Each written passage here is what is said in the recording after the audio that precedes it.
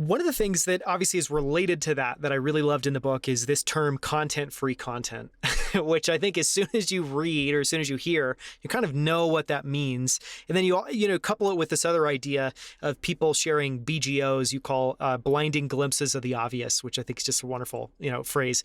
Talk about both of those two things and why those are issues and what's happening there, why people default to that. So what's a example of content-free content? So that would be like us having this conversation and you going, Cole, give me your most helpful writing framework for writers. And I go, you got it. Step 1, you got to do it. Step 2, you got to show up. Step 3, you got to give it your all. You got to keep going, right? Step 4, when the going gets tough, keep going again, right? And there's nothing about that you don't already know, right? All I'm doing is just saying the most obvious thing that the listener already knows, which means I'm not actually helping you. And the whole myth is that in order to build an audience, in order to have a quote unquote content strategy, your goal is to say the obvious thing as often as possible. Right? Who cares what you're saying? Just post 87 times on Twitter a day, read those tweets live on YouTube, turn the YouTube into a podcast, right? It's all focused on how do I maximize the asset versus think about, well, what is the asset actually saying? And if more it's shocking to me that you have companies that have billion-dollar marketing budgets and they can't even figure out how to get people to read their newsletter.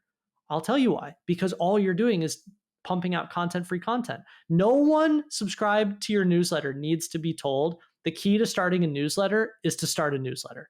Nobody, 0 people on human Earth, on planet Earth, 0, right? So once you have to, again, untrain yourself. And I think most people look at someone with 250,000 followers and go, everything that person says is amazing. Oh, you have 10 million followers? Everything you say is right. No.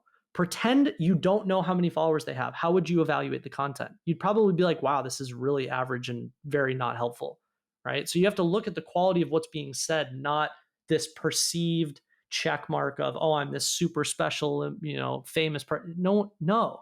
What are they saying? Yeah.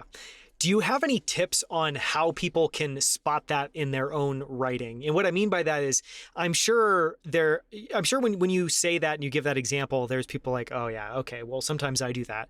But my hunch is that there's also a lot of people that are like, no, I am doing something that's novel. Maybe it's just novel to me. It just doesn't have to be novel it just doesn't have to be novel to anybody else. So I think I'm doing something that's helpful, but I'm not.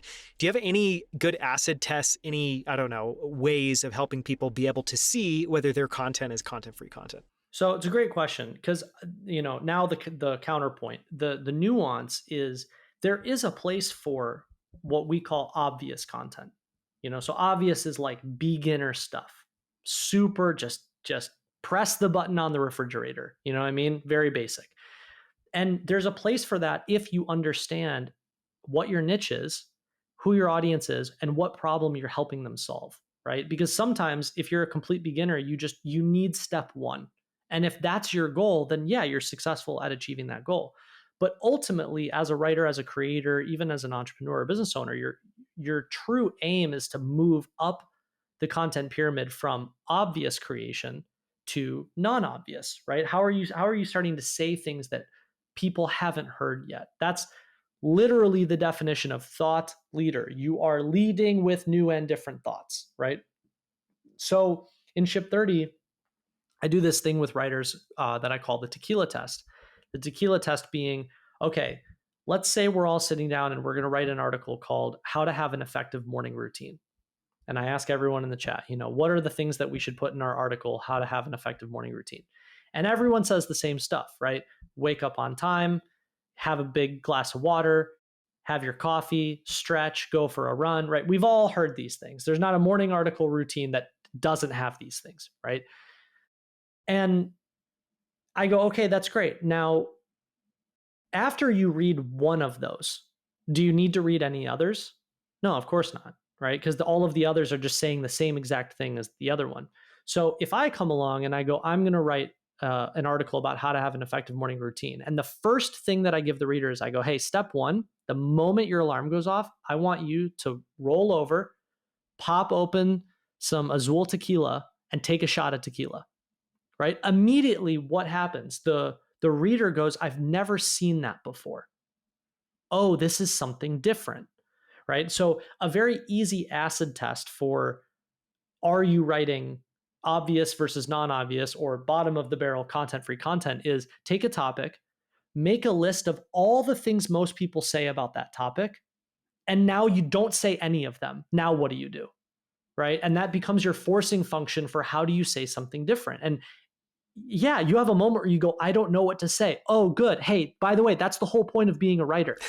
That's the whole point, right? So like, well, it's also how you do thought leadership, is you have to figure out what hasn't been said that needs to be said. I think it's shocking that, you say that to people and they go, I don't know what to say, right?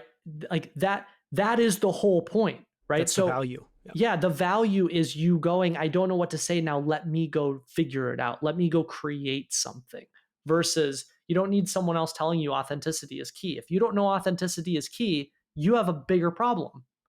I love the tequila example because it immediately makes me extremely curious what step 2 in the morning routine was going to be. Because if you're starting with a shot of tequila, just where do you even go from there? And what does the rest of the day look like?